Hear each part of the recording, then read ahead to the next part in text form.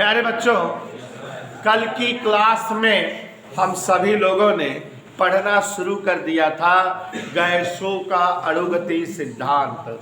याद करिए, गैसों के अणुगति सिद्धांत से रिलेटेड कई सारी टॉपिक हम लोगों ने कल डिस्कस किया। सबसे पहले उनेसा जी कल की क्लास में चर्चा हुई थी कि ऐसी समस्त वस्तुएं जिनमें भार होता हो, जो रहने के लिए स्थान घेरते हो, जिनका ज्ञानेंद्रियों द्वारा किया जा सके, द्रव्य या पदार्थ कहलाते हैं। कुर्सी, बेंच, मेज, घर, मकान, कॉपी, किताब, सारी की सारी चीजें द्रव्य या पदार्थ होती हैं। और जब इनकी संख्या ज्यादा मात्रा में है तो इनके अध्ययन में सरलता हेतु इन्हें कई छोटे छोटे भागों में बांट दिया जाता है।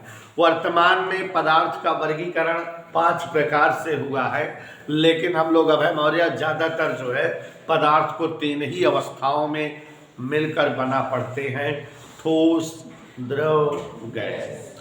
आपको कल जो है ठोस क्या होता है, द्रव क्या है, गैस क्या है, ये सारी चीजें समझाए थे। तो हाँ, इस तरह से ध्यान दीजिएगा देवेश बेटा। कल आपको बताए थे कि ऐसे समस्त पदार्थ जिनके अणु बहुत पास पास हों, जिनके अणुओं के मध्य की अंतरा परमाणु दूरी बहुत अधिक हो, बहुत कम हो, अंतरा परमाणु बल बहुत अधिक हो, आकार और आयतन निश्चित हो, किसी भी दिशा में बहते ना हो, ठोस होते हैं। ऐसे समस्त पदार्थ जिनके अणुओं के मध्य की अंतरा परमाणु दूरी ठोसों से अधिक होती हो और जो ऊपर से नीचे बहते हो, और जिनका आकार अनिश्चित, आयतन निश्चित होता हो। अंतरा परमाणु दूरी ठोसों से ज्यादा और अंतरा परमाणु बल ठोस के अपेक्षा कम हो, द्रव कहलाते हैं। तीसरी कंडीशन गैस की थी, लेकिन जिसके बारे में हमने 10-12 विशेषताएं बताई थी।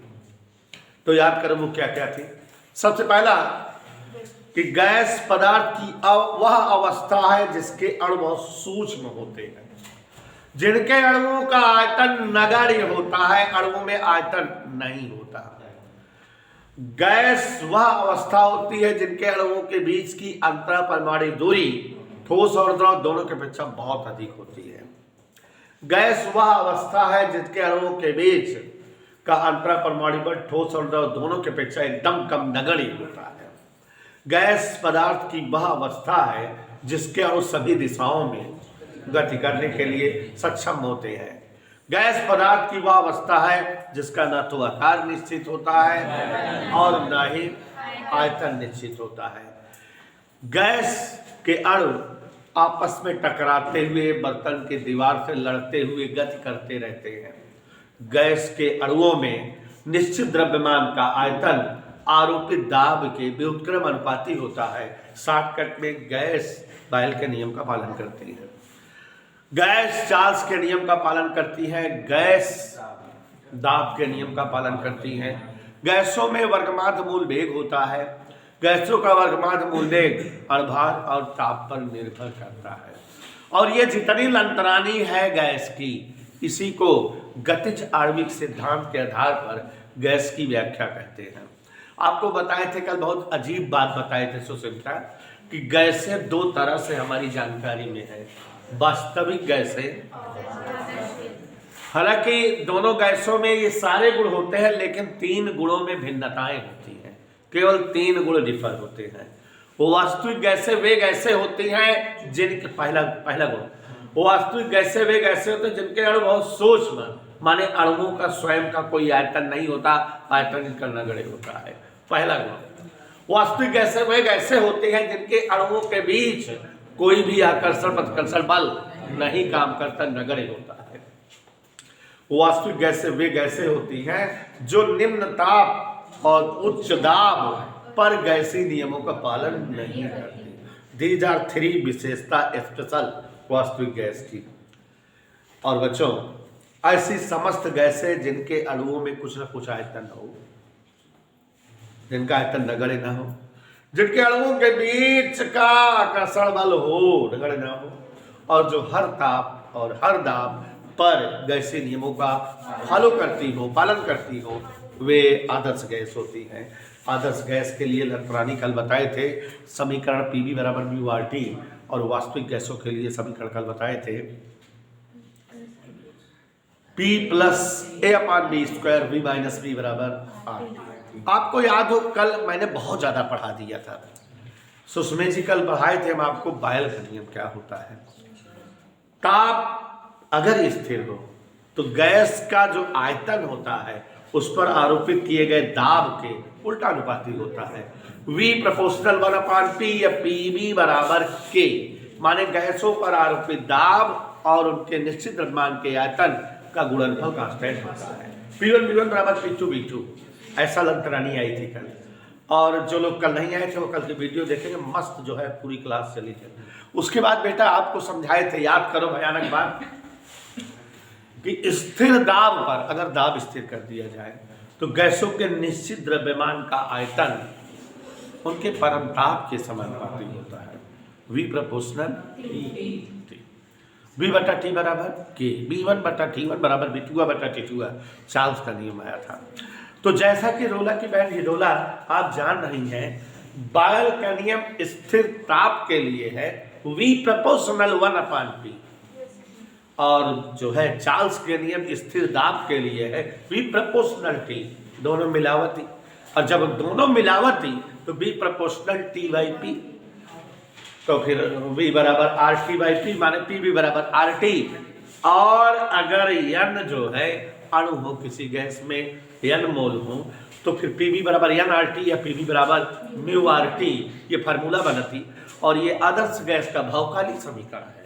PV बराबर म्यू RT को जरा आंखें फाड़ कर देखो, इस पर हमने कल आपसे चर्चा किया था। PV बराबर म्यू RT से R बराबर PV बटा म्यू T। ऊपर P का मात्रक लिख दे न्यूटन प्रति मीटर क्यूब, न्यूटन प्रति मीटर स्क्वायर। V का मात्रक मीटर क्यूब, नीचे म्यू का मात्रक मोल, T का मात्रक केल्विन, तो R का मात्रक आ जाता है जूल प्रति मोल केल्विन। विमेय सूत्र P का रख दो ml-1 T-2, V का L3, नीचे म्यू का कोई भी सूत्र नहीं होता, T का थीटा, तो हल करने पर ml2 T-2 थीटा-1 आ जाता है। आपको कल एक बात और बताए थे कि एक शब्द केमिस्ट्री में पढ़ते हो, मानक ताप दाब, standard temperature and pressure.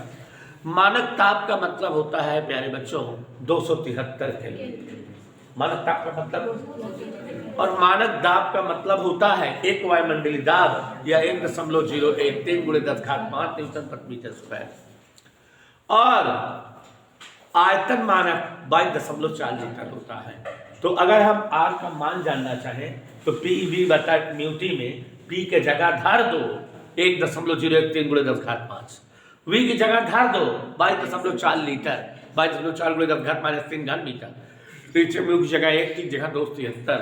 When you solve करेंगे R का मान आ जाएगा 8.31 जूल प्रति मोल केल्विन।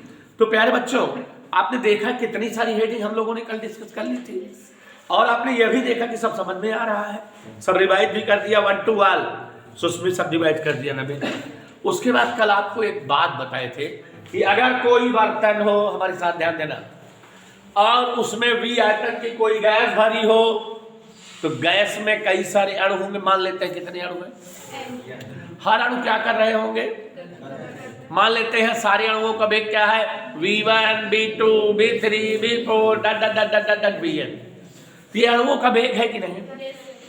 अगर कहें अणुओं के वेग का वर्ग बताओ तो V1 square V2 square V3 square V4 square Vn square. अगर कहें अणुओं के वेग के वर्ग का माध्य बताओ तो माध्य निकालने का तरीका होता है सबका जोड़ना जेठिया 10 भाग देते। तो गैस के, हमारे साथ सुनो, अणुओं के वेग के वर्ग के माध्य का वैल्यू V1 स्क्वायर धन V2 स्क्वायर धन V3 स्क्वायर Vn स्क्वायर बटे n, और इसका वर्गमूल ले लेता।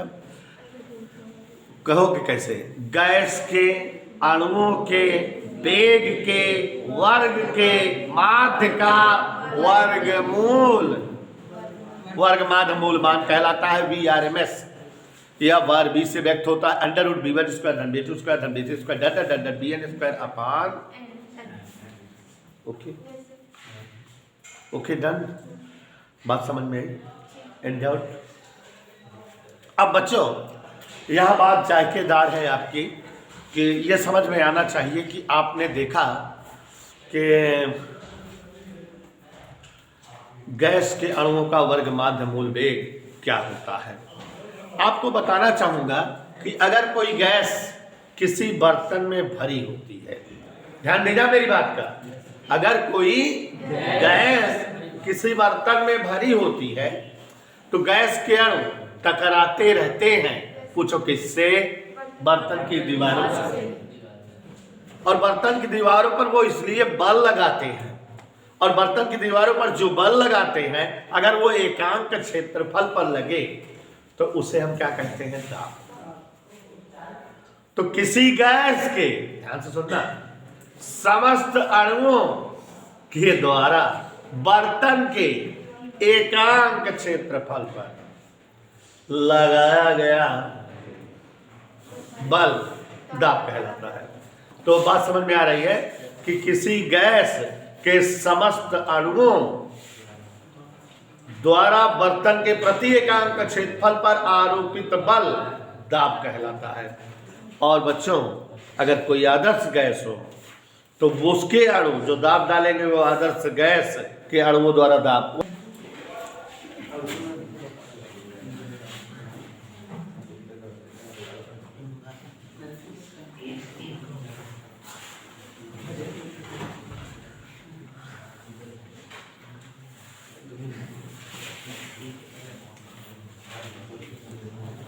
प्यारे बच्चों, एक बार हम फिर से बताएं, कोई गैस कहाँ रखी हुई है? ऐसा किसी बर्तन में। और अगर कोई गैस बेटा किसी बर्तन में रखी हुई तो गैस के अणु द्वारा बर्तन की दीवारों के एकांक क्षेत्रफल पर आरोपित जो बल है वही क्या है? तो यहां पर ध्यान दीजिए, किसी, ध्यान से करना, बर्तन में, ध्यान देना इधर, भरी गैस के समस्त अणुओं, एक मिनट कोई बोले नहीं, द्वारा बर्तन के प्रति एकांक क्षेत्रफल पर आरोपित बल, शिवांशु देख रहे हो? जी सर। आरोपित बल दाब कहलाता है। कोई दिक्कत बेटा? शिवांशु कोई दिक्कत? No sir. एनीबॉडी कोई दिक्कत? ध्यान से सुनिएगा आप सभी लोग मेरे साथ प्लीज। कोई बेटा हम एक मान लेते हैं कि एक बर्तन है जिसमें गैस भरी है, ये भी मान लेते हैं उनसे बेटा कि मान लेते हैं घनाकार बर्तन है। कैसा बर्तन है?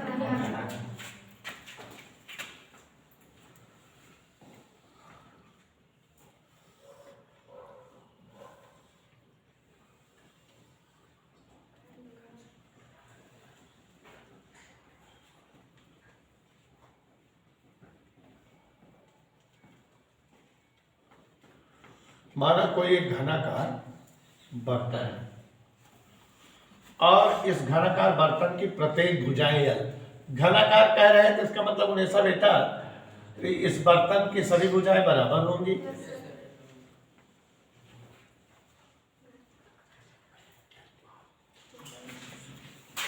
दिखा?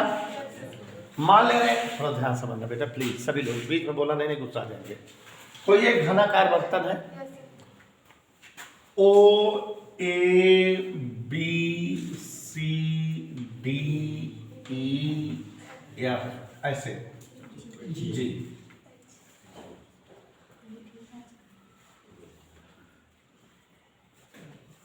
इधर क्लियर?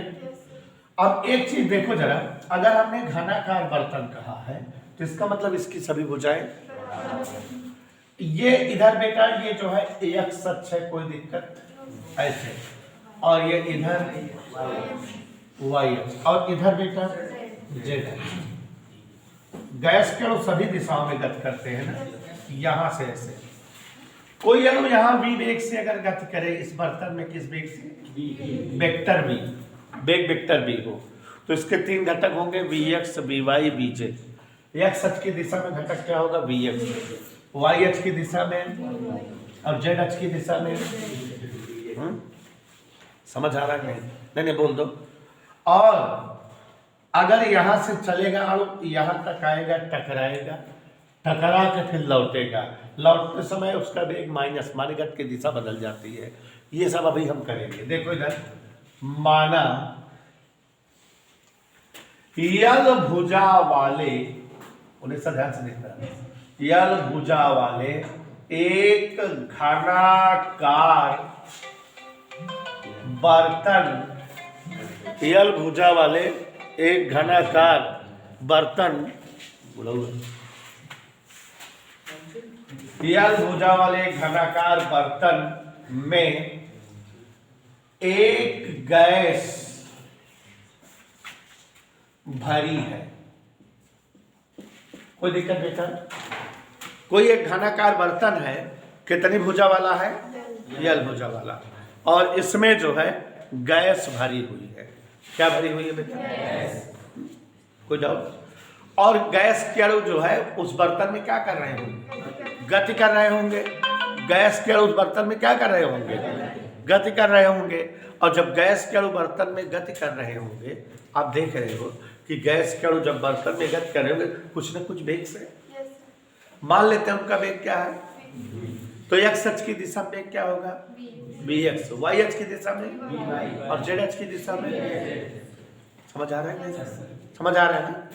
तो देखो जरा, यल भुजा वाले घनाकार बर्तन में गैस भरी है, गैस के अणु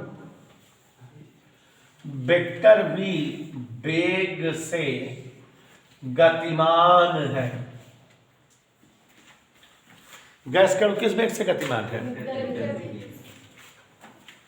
एक्स अक्ष की दिशा में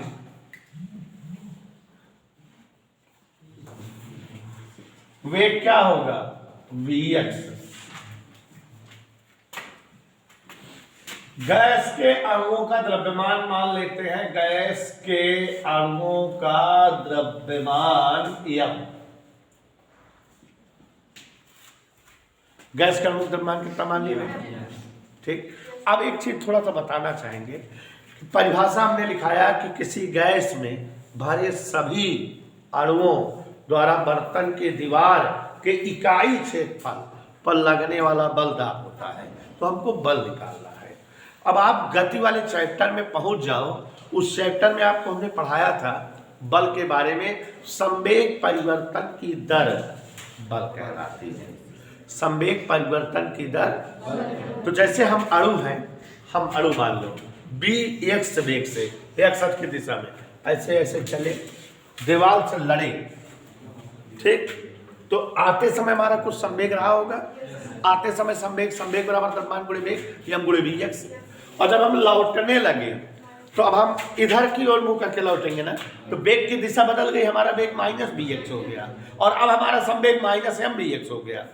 संवेग में परिवर्तन निकाल लो, माने p1 माइनस p2 तो 2m vx आ जाएगा। यह संवेग परिवर्तन हो गया। संवेग परिवर्तन की दर माने समय से भाग दे दो तो बल आ जाएगा। किससे भाग दे दो? क्या आ जाएगा? और जब बल आ जाएगा क्षेत्रफल से भाग दे दो तो क्या आ जाएगा? दाब। पता लग जाएगा ना। तो देखो जरा, अभी हम यह सच की बात कर रहे हैं। किस सच की? यह सच की दिशा में वेग bx है। माना कोई अणु, ध्यान से देखो, कोई अणु, ध्यान समझो, vx वेग से सामने वाली दीवार से टकरा कर वापस लौटता है। शिवांशु बेटा थोड़ा ध्यान देना बेटा प्लीज। यहां से अणु चल रहा है, किस वेग से? कि यहां से आता है, यहां तक लड़ता है, लड़ के लौटता है। और आपको बताना चाहेंगे कि इसकी भुजाएं कितनी है? यल। जाते समय कितना दूरी किया है? यल। लौटा तो कितना दूरी तय किया है? तो कुल दूरी कितना हो जाएगी? 2m हो जाएगी कि नहीं? तो अब एक मिनट, माना कोई अणु vx वेग से सामने की दीवार से टकराकर वापस लौट आता है, इसलिए संवेग परिवर्तन डेल्टा p, संवेग परिवर्तन माने बाद वाले संवेग में पहले वाला संवेग, जब जा रहा था तो संवेग द्रव्यमान गुणे वेग m dx, जब लौट आ रहा था तो संवेग m गुणे vx, लेकिन माइनस में, काहे माइनस में, लौट रहा उल्टा है, वेग vx हो गया। तो ये कितना आ गया बेटा, संवेग परिवर्तन 2m dx हुआ, कोई दिक्कत। अब इसलिए अणु द्वारा दीवार पर लगा बल, बल का सूत्र याद करके, पीछे वाले चैप्टर में गति वाले में संवेग परिवर्तन की दर बल का होती है डेल्टा पी बटा डेल्टा टी, संवेग परिवर्तन बटा समय अंतराल, यही होता है नहीं होता, बोलो। अब संवेग परिवर्तन कितना आया है, माइनस गणना में नहीं काम लिया जाता है, परिवर्तन माने चाहे घटे चाहे बढ़े, केवल वैल्यू लिखे का आंकिक मान 2m dx। नीचे समय, समय बराबर क्या होता है बच्चों, समय बराबर, अब यहाँ समय नहीं दिया है तो दिमाग से निकालेंगे, समय बराबर दूरी बटे 4, समय बराबर क्या होता है, तो जब कण गया कितना दूरी गया था l, लौटा कितना दूरी आया, तो दूरी माने 2l और चाल माने vl, या चाल भी लिख दे रहे हैं क्योंकि परिमाण वेग जो है चाल का भी है, कोई दिक्कत, बात समझ में आ रही है, समझ आ रहा है कि नहीं। संवेग परिवर्तन की दर 2m dx बटा v, कोई प्रॉब्लम। तो अब आगे बढ़े बेटा, 2l अपान v, यही ध्यान देना इसको। तो अब यहाँ पर 2 से 2 कट गया, m dx इंटू अपान l इंटू v, ठीक है। अगर एकांक समय में कहे होते तो 1 लिख देते। संवेग परिवर्तन की दर आ गया माने बल आ गया। अब एक चीज ये जानो कि गैस के अनुवर्तन के जो है भीतर सभी दिशाओं में एक समान वेग से गति करते हैं, सभी दिशाओं में कैसे गति करते हैं बेटा, और अगर जो है x अक्ष की दिशा में वेग bx है, y अक्ष की दिशा में वेग by है और z अक्ष की दिशा में वेग vz है, तो परिणामी वेग v स्क्वायर बराबर v square x plus v square y plus v square, और x y z तीनों दिशा में वेग बराबर होता है, तो v square plus v square plus v square बराबर 3v स्क्वायर, तो v स्क्वायर बराबर 1/3 v स्क्वायर। तो जहाँ v स्क्वायर है वहाँ क्या लिख देंगे 1, जहाँ v स्क्वायर x वहाँ क्या लिख देंगे 1/3 v स्क्वायर, और फिर आयतन से आयतन निकालने के लिए भाग दे देंगे, ठीक है। समझ आ रहा है ना बेटा, बात समझ में आ रही है बेटा। तो अब यहाँ पर देखो जरा, यदि या गैस के अणुओं हेतु, गैस के अणुओं हेतु ध्यान से देखना, Vx बराबर Vy बराबर Vz, गैस के अणुओं हेतु Vx बराबर Vy बराबर होता है कि नहीं, बोलो हाँ सर, Vx बराबर Vy बराबर, तो इसलिए v स्क्वायर बराबर v square x plus v square y plus v square z से, ये कहां से लाए हैं, वेक्टर से।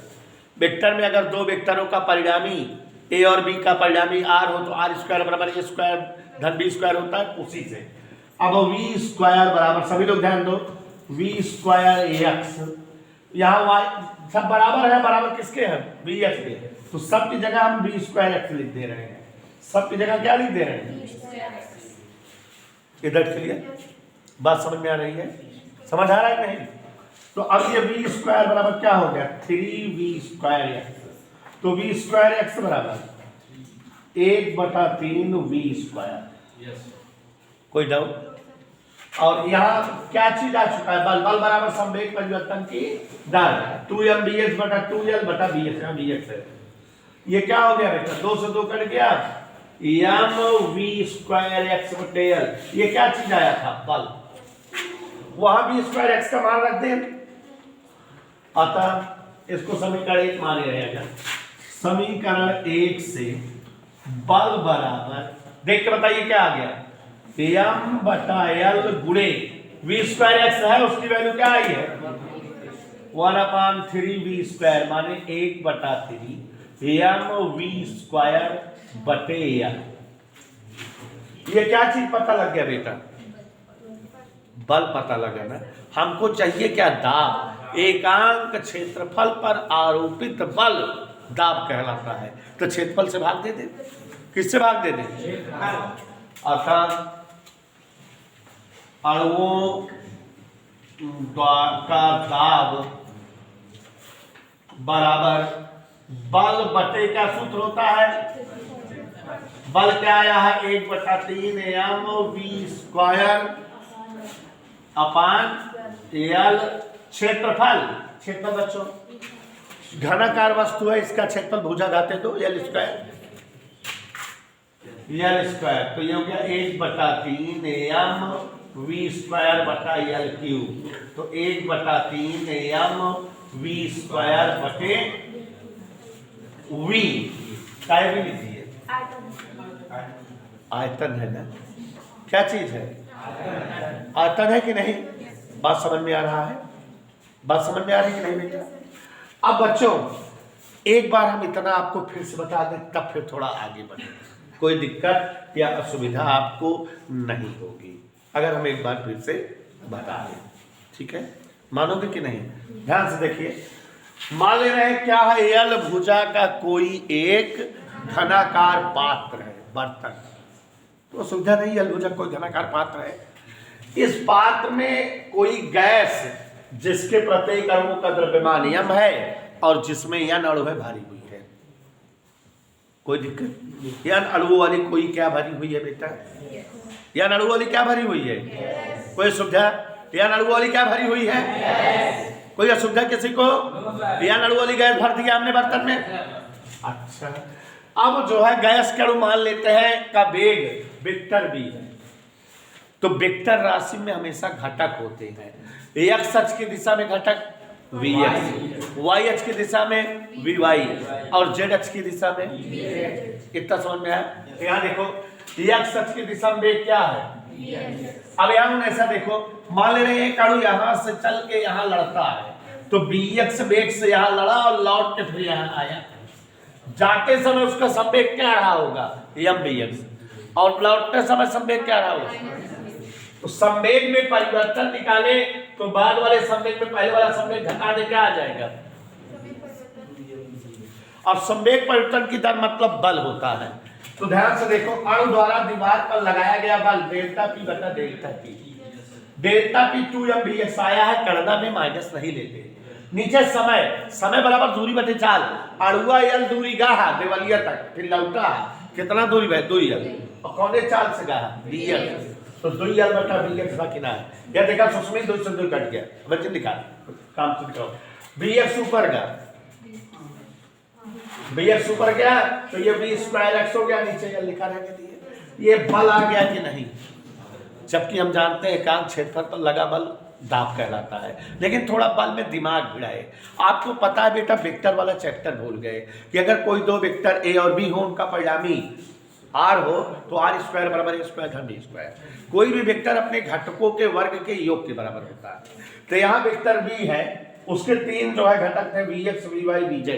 तो v² बराबर v²x धन v²y धन v²। और बर्तन में जो गैस के अणु होते हैं वो हर दिशा में समान वेग से गति करते हैं। जितने वेग से इधर जाते हैं उतने वेग से इधर, उतने वेग से उधर। माने vx, vy और vz आपस में क्या होता है? तो जहां vi y है वहां भी vx, जहां vz है वहां भी vx। तो ये 3v²x, तो v²x बराबर 1/3 v²। 1/3 बोलो। तो ये जो है, अब हम यहाँ पर समीकरण 1 में v²x का मान रख दिए। तो m बटा l 1/3 v² बराबर 1/3 mv² बटे l। कोई दिक्कत? हमको क्या चाहिए? दाब बराबर क्या होता है? दाब बराबर ऐसे ऐसे। तो बल बटे क्षेत्रफल, बल लिख दिए 1/3 mv² बटे l, और क्षेत्रफल l², तो m बटा l³ माने घन का आयतन, भुजा घाते थे। इतना समझ में आया?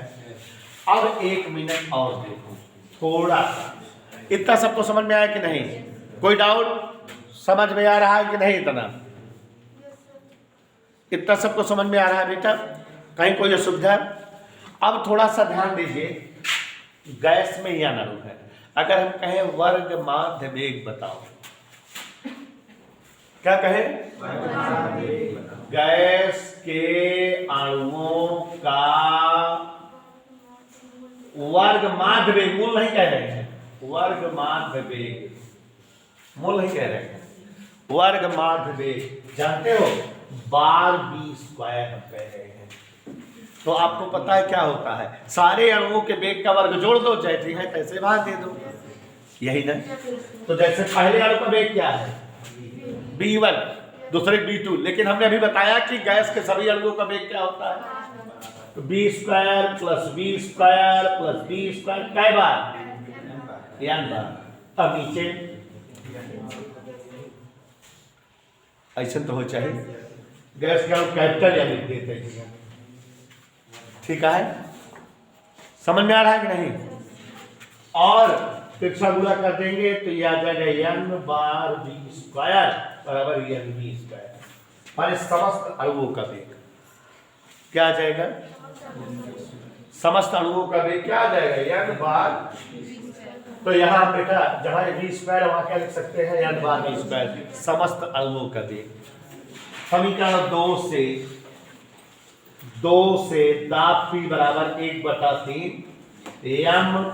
अब ये देखो B स्क्वायर जगह क्या लिख देंगे, n B स्क्वायर माने समस्त अणुओं का वेग क्या हो गया है, n बार B स्क्वायर, क्या हो गया बेटा, n बार B स्क्वायर बटे B, इधर क्लियर। और ये क्या चीज हो गया बेटा, आदर्श गैस के दाब का व्यंजक। यद्यपि ये डेरिवेशन कोर्स में नहीं है और ये बीएससी लेवल का डेरिवेशन है, आपको केवल इतना याद रखना है कि किसी बर्तन में भरी गैस का दाब 1/3 mn बार B स्क्वायर बटे B होता है। इधर क्लियर। डेरिवेशन आपको कोर्स में नहीं है, लेकिन हमने सोचा कि अगर आपको बता दें तो थोड़ा समझने से और अच्छा आ जाएगा। तो आप लोग जो है समझ गए अब क्या करना है।